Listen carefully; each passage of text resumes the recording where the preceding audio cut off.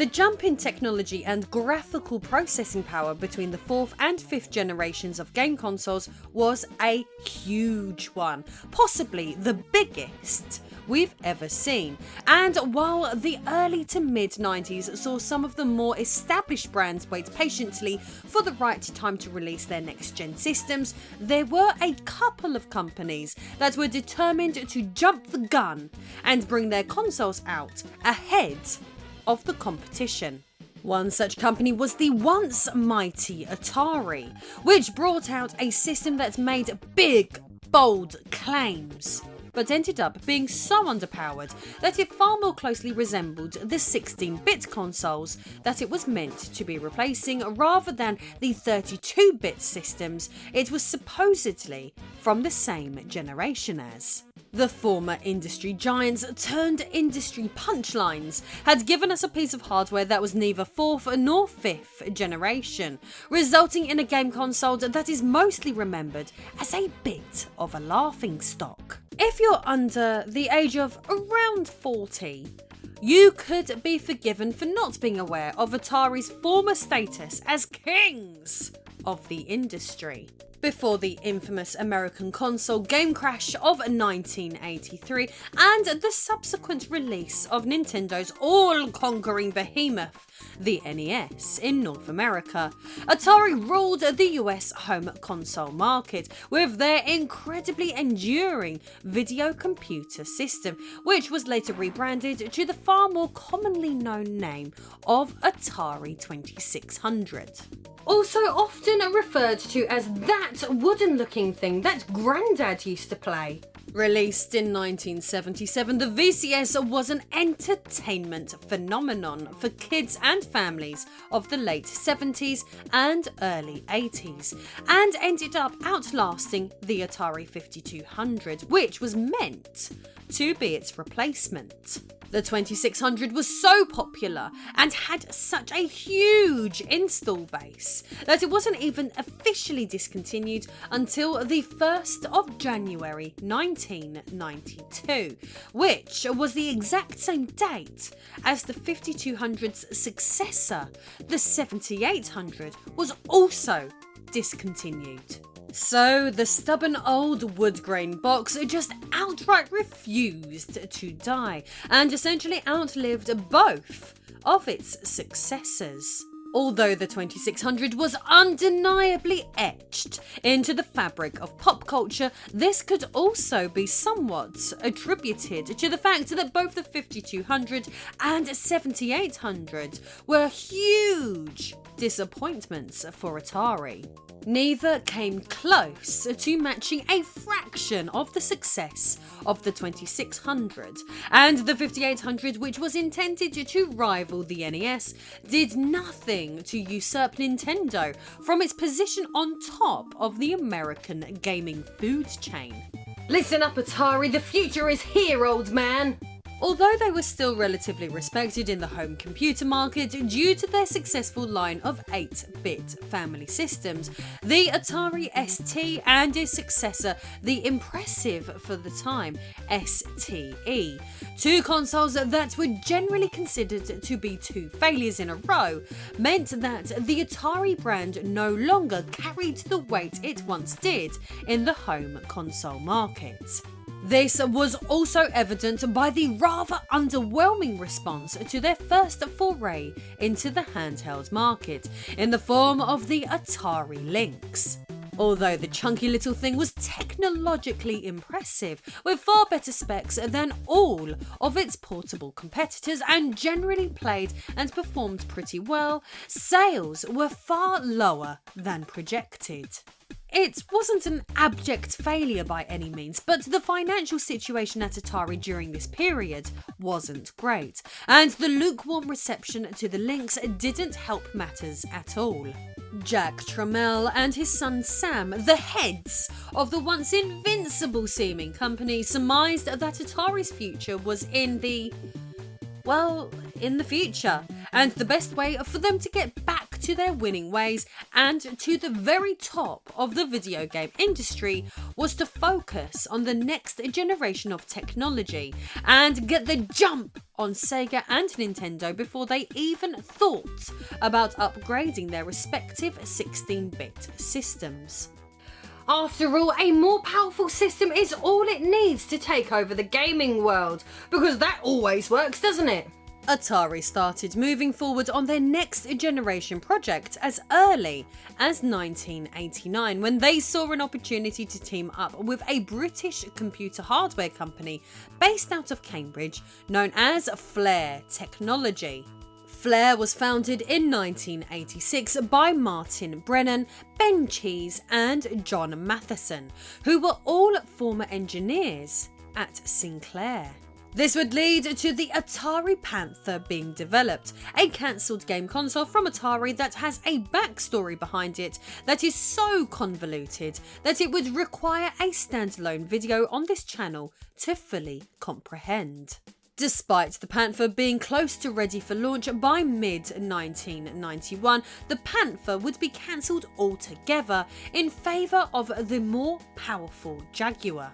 Atari felt that the Jaguar's hardware would give them a clear and decisive edge over Nintendo and Sega and lead them to victory in the console wars. Much celebration and rejoicing and the fairy tale happy ending they so craved.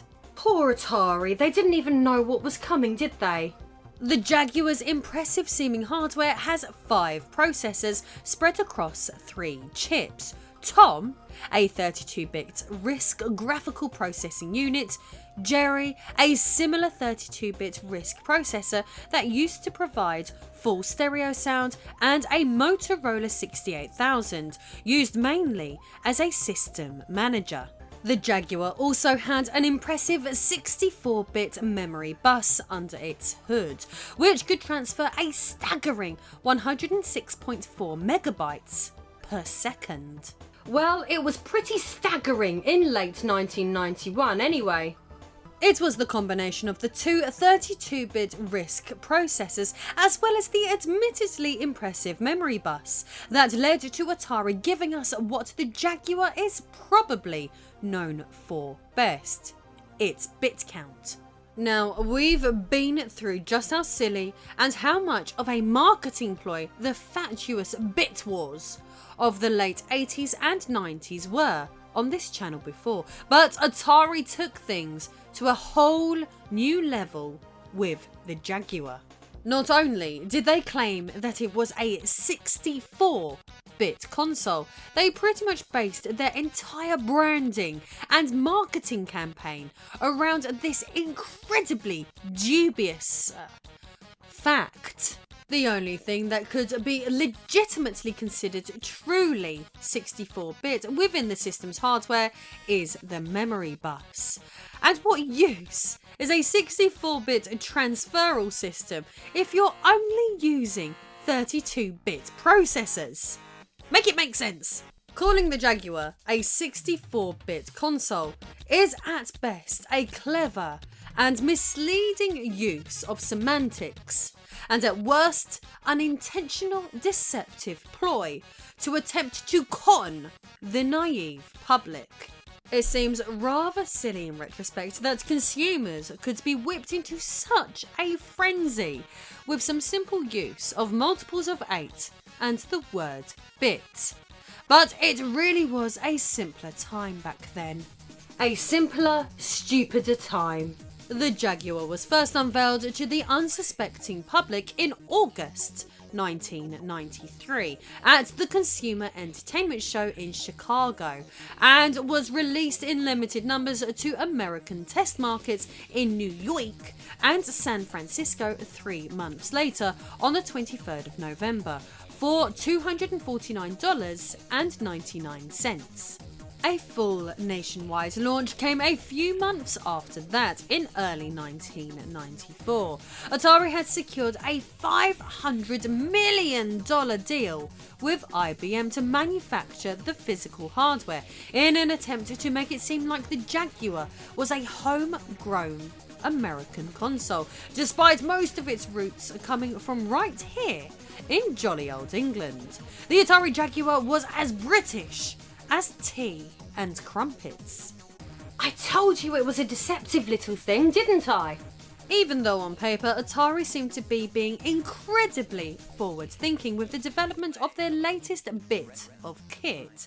The intervening 2 years between the concept and release had seen Sega bring out their Mega Drive add-on, the Mega CD, while Commodore had just launched their Amiga CD32 device in Europe. To compound matters further, an entirely new upstart company led by gaming's dreamiest hunk, Trip Hawkins, known as 3DO, had joined the party and brought out a vastly superior machine tech-wise just over a month and a half before the Jaguar launched. Can anything go right for the calamitous Atari company?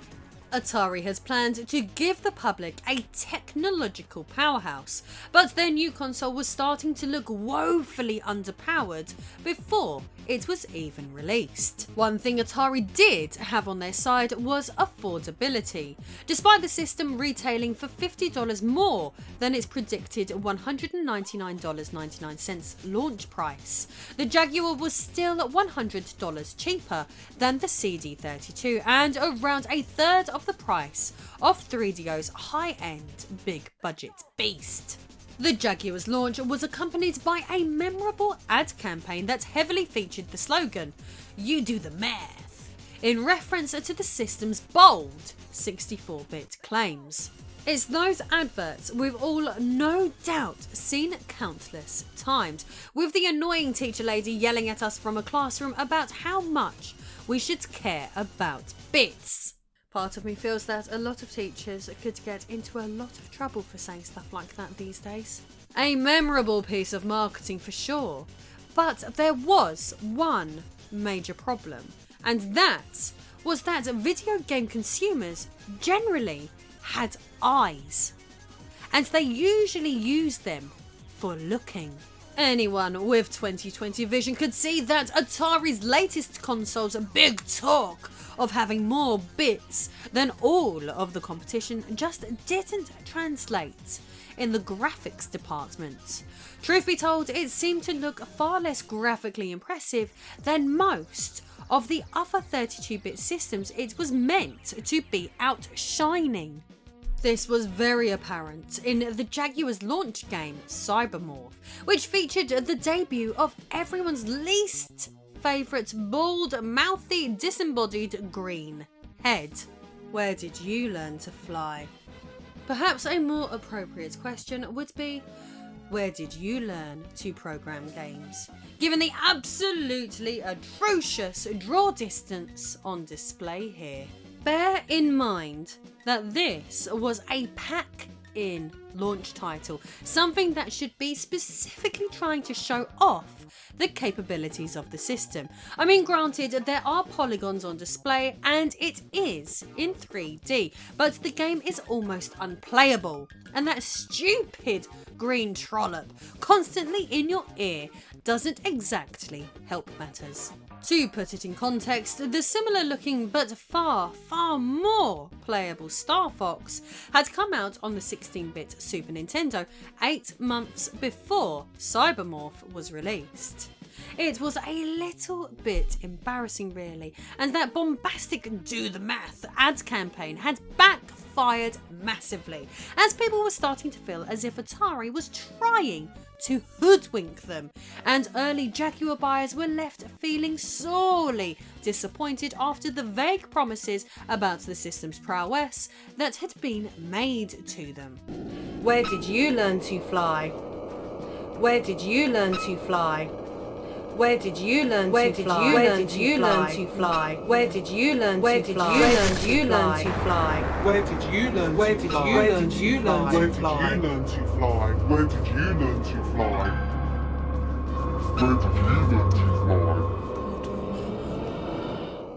The Jaguar's awkward and often buggy hardware was also proving a headache for developers, thanks in part to the rushed development cycle the troubled console was put through. Atari pushed hard to have the prototype hardware ready by the end of 1991, so it was ready for product testing in 1992, which resulted in the custom chip design between the console's three main processors being left somewhat incomplete. A huge roster of almost 200 development companies was promised when the system launched, but when they realised just what they were dealing with, the vast majority of them simply dropped out. Yikes. As one would expect, this resulted in a lack of games, with most of the ones that did get released proving incredibly underwhelming. Aside from the odd standout titles such as Rayman or the super cool Alien vs Predator, many were left struggling to see much improvement on what we were used to seeing in the previous 16-bit console generation. Given that we were being encouraged to do the math, would it not stand to reason that we should expect Jaguar games to look 4 times better? It's no wonder that most of the console's games were indistinguishable from their 16-bit counterparts, and that's essentially what a lot of them were. Most programmers did not have the time nor the patience to faff about with 2 semi-broke custom processors that they were entirely unfamiliar with, so instead they would opt to use the familiar 16-bit Motorola 68000, thus bypassing the hardware's 32-bit chips entirely. By the way, did I mention that this console is deceptive?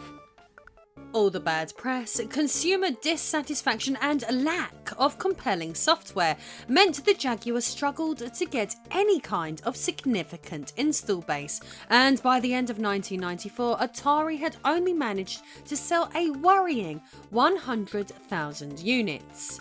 Things were looking bleak, but they were about to get a whole lot bleaker. This brings us to the summer of 1995, one of the most exciting times in history for gamers, but one of the most depressing times in history for Atari. The launch of the Sega Saturn in May and the Sony PlayStation in September meant that the Jaguar was not only increasingly underpowered, but was also becoming borderline irrelevant. Both consoles made Atari's ugly little box look almost primitive in comparison. This would cause Sam Tramiel to go into damage control mode in an infamous 1995 interview with Next Generation magazine, in which he claimed the Jaguar was at least as powerful as the Saturn and only slightly less powerful than the PlayStation. The cheeky, deluded little scamp. The interview ended up getting a deluge of complaints after he made some rather curious claims about suing Sony over the price of their upcoming PlayStation. He also further angered his customers when he stated that the lack of third-party developers was actually good for the Jaguar's profitability, despite it meaning that consumers had barely any games to choose from. I'm going to have to bring the word nitwit back for you, Sam Tramiel, you absolute nitwit you. Atari slashed the prices of their albatross of a console by $100 in an attempt to stay afloat, but it helped about as much as one would expect, i.e. not a fat lot. A rather damning excerpt from Atari's 1995 annual financial report reads, Jaguar sales were substantially below Atari's expectations, and financial results were materially adversely affected. The shaky financial ground that Atari was already on before the Jaguar was even released meant that they simply could not dedicate the level of marketing that is historically required to ensure a video game console's success. The development and release of Atari's divisive system was a huge gamble in almost all conceivable ways. And it was a gamble that wasn't really paying off. By late 1995, Atari was left with little recourse, and their ailing console that had started with so much potential was quickly turning into a complete disaster. The Jaguar had turned Atari into a laughingstock, so to say the Jaguar had been a failure so far would be a bit of an understatement. The platform was panning out to be an embarrassment that amused critics, angered consumers, and was killing off one of the most recognisable and beloved brands in gaming history. Still, there was one last-ditch attempt to save the system. A CD-ROM drive for their little black box of lies was first announced just before the console's November 1993 launch, although plans were a little bit more than speculative at that stage. After Atari started knuckling down on the project, which was now codenamed Jaguar 2, an initially productive and promising early development process gave the foolhardy company hopes that the device would be ready in time for the 1994 Christmas holidays, but unforeseen yet hardly surprising budgetary and technical issues caused these plans to be promptly scuppered and the system's release to be delayed. Atari's already limited development manpower was also split during this time, as the company was simultaneously in development of a virtual reality headset device that would be compatible with the Jaguar, and was also set to blow the gaming world away with its incredible, unparalleled, immersive gameplay and unbelievable futuristic technology, the likes of which had never been seen. Spoiler alert, the VR headset never came out and the gaming world was never blown away. All the attention and extra development time this frivolous piece of virtual reality nonsense was getting was also time being taken away from the already troubled development process of the Jaguar CD. It seems that this stripped down version of Atari had spread themselves so thin that they were barely capable of producing one simple add-on, let alone multiple complicated ones. It's no wonder that the poor peripheral had a myriad of technical and maintenance issues, but we'll get to that shortly.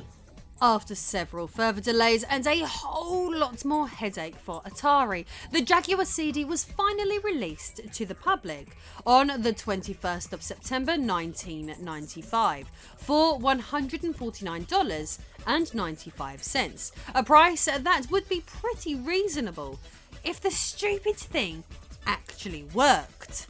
The release came hot on the heels of Atari dropping the price of the base Jaguar unit to $149 and releasing a fancy new Pro controller for the system. They had hopes of drumming up new interest in the console, increasing its install base, and getting some hype behind the underperforming hardware in time for its CD add-on release. The disc-based peripheral came packaged with two games in the form of Blue Lightning and VidGrid, and also included an audio CD of the Tempest 2000 soundtrack and a demo of the first level of the classic point-and-click adventure Myst. But what else did this cursed nightmare bring to the table? Some of the more impressive aspects of the Jaguar CD were the double-speed drive as standard and the use of discs that could hold up to 790 megabytes of data for games. This not only provided a significant increase in the amount of maximum memory contained within a standard CD-ROM, but also made it far more difficult to pirate Jaguar CD games, given the dedicated format being used. Rather than using the established blueprint for putting games onto discs laid out by CD-ROMs, the Jaguar CD designers decided to base their format on the much cheaper and more readily available audio CD. All of this sounded great on paper, but it also proved to be one of the system's biggest downfalls. The extra memory on the disc gave scope for larger, more expansive games, but it also meant that the disc reader provided very little error protection, leading to games frequently not reading or loading and several faulty units being produced. If that wasn't bad enough, this rather unusual disc format makes the Jaguar CD incredibly difficult to both find parts for and repair, leading it to be one of the absolute most difficult devices to be able to find an actual functioning working version of in 2022. What a complete and utter disaster of a machine! Even the ones that aren't broken very rarely perform consistently, and the suspected 10 to 20,000 working machines out there in the wild are constantly diminishing in numbers. This means you are probably more likely to encounter a real-life snarling Jaguar cat than experiencing a working Jaguar CD in your lifetime, even if you live in the British countryside. Now onto the machine itself. The device slots directly onto the top of the Jaguar and features a top-loading disc tray and even has its own separate power supply. We can't really talk about the design for long without addressing the elephant in the room. And that is, yes, the Atari Jaguar CD does indeed look like a lavatory. Excuse my French, but I think Atari are kind of taking the piss here. Who designs a peripheral to look like a water closet? Atari had the gumption to release a device that deserves flushing and looks remarkably like a thing that literally takes piss. So, very cheeky indeed, Atari. Each unit featured a virtual light machine, or VLM, which displays a selection of rhythmical light displays in time with the music, should the user insert and play an audio CD. This processor also creates a random light show whenever the system is turned on, which changes every time. Programmed by legendary English designer Jeff Minter of Tempest fame, who is often known by the pseudonym Yak, the VLM was seen as quite sophisticated and cutting edge back then, but it admittedly does seem a bit retrospectively silly and pointless now. The Jaguar CD also has a secondary cartridge slot at the rear of the unit, so that regular old Jaguar games could still be played when it's plugged in. There were plans for hybrid cartridge and CD games to be released, making use of both ends of the hardware simultaneously, but quelle surprise, this was just another of Atari's crazy harebrained schemes that never came to fruition, and no such software was ever released. Thank God. Eventually some good did come of the Atari Latrine's extra slot, as the wacky gaming company finally got their act together and brought out the memory track cartridge, which sat in the device's back end while CD games were being played, and allowed players to save games and store high scores without the use of memory cards. Many users complained that the Jaguar CD was so poorly developed it didn't even connect to its parent device properly, as the position of the system on top of the Jaguar is borderline precarious. It often caused problems with the two machines recognising each other and maintaining a connection. This issue was compounded by the cheaply designed motor that operated the disk drive, which caused more horizontal vibration than Atari had anticipated when turning on, and would often cause connections between the two devices to come loose. Many units were recalled or returned because either the CD drive's motor was faulty or the laser that actually reads the discs was defective, due to the cheap components being used and the system's troubled development cycle. Another problem, yes, another common problem, was the lid on the disk drive closing too tightly and thus mashing itself against the disc underneath, stopping it from being able to spin and stopping it from reading. I mean, were Atari even trying?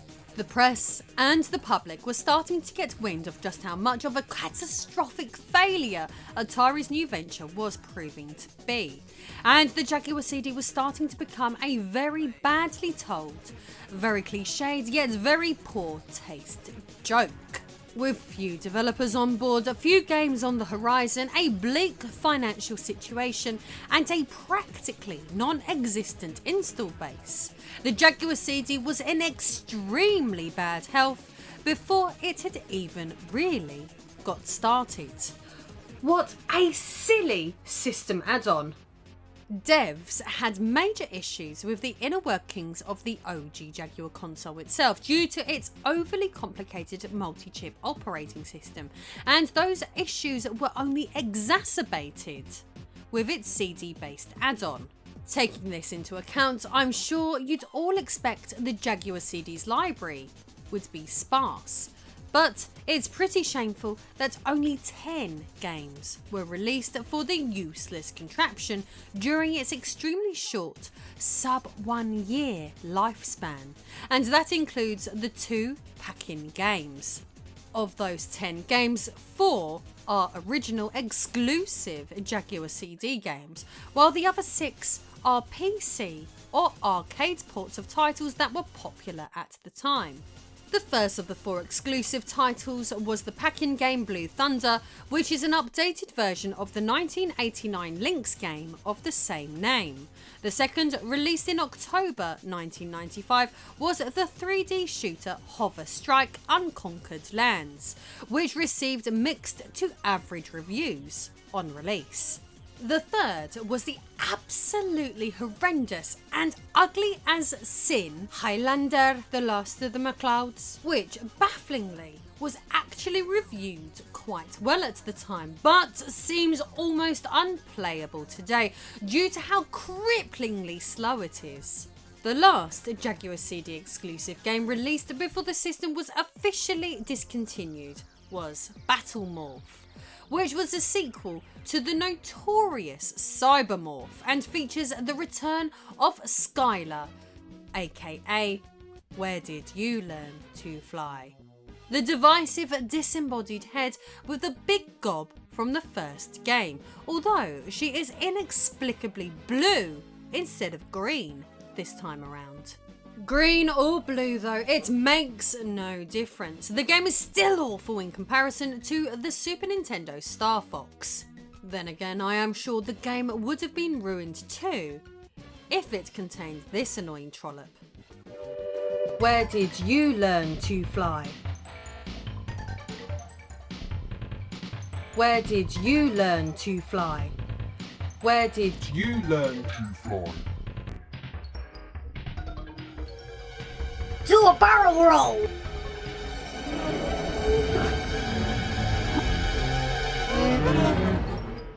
We talked earlier about how the proprietary disk system that Atari decided upon gave them 790 megabytes of memory to play with, but almost killed the Jaguar CD in the process with how unreliable it was.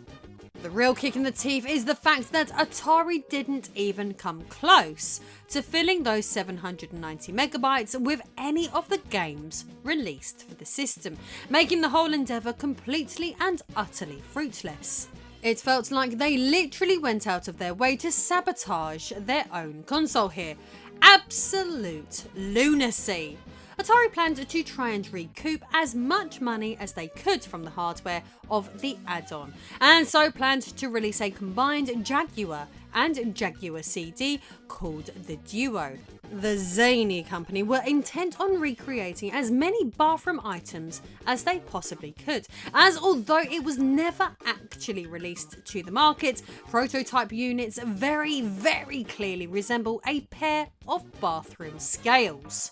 As for the future of Atari past this point, the Atari company was sold outright to WMS Industries in April of 1996 after co-founder Nolan Bushnell's bid to purchase them was unsuccessful, which led to some funding being put back into the Jaguar CD. Surprisingly, this would result in 2 more official games being released for the ill-fated system in the second half of 1997, in the form of World Tour Racing and Iron Soldier 2. But it wasn't until Atari was purchased by Hasbro in 1998 that some fresh life was breathed into the almost forgotten add-on. Rather than just let the license gather dust, Hasbro released both the Jaguar and Jaguar CD's rights, allowing games to be legally developed for either system by anyone. This massively opened things up for the homebrew community, leading to many innovative and impressive titles being released for the system over the last 20 odd years, and causing the Jaguar CD to become one of the most sought after consoles around. Quite the turnaround to go from the peripheral that no one wanted to have actually dedicated fans financially fighting it out to get a hold of one.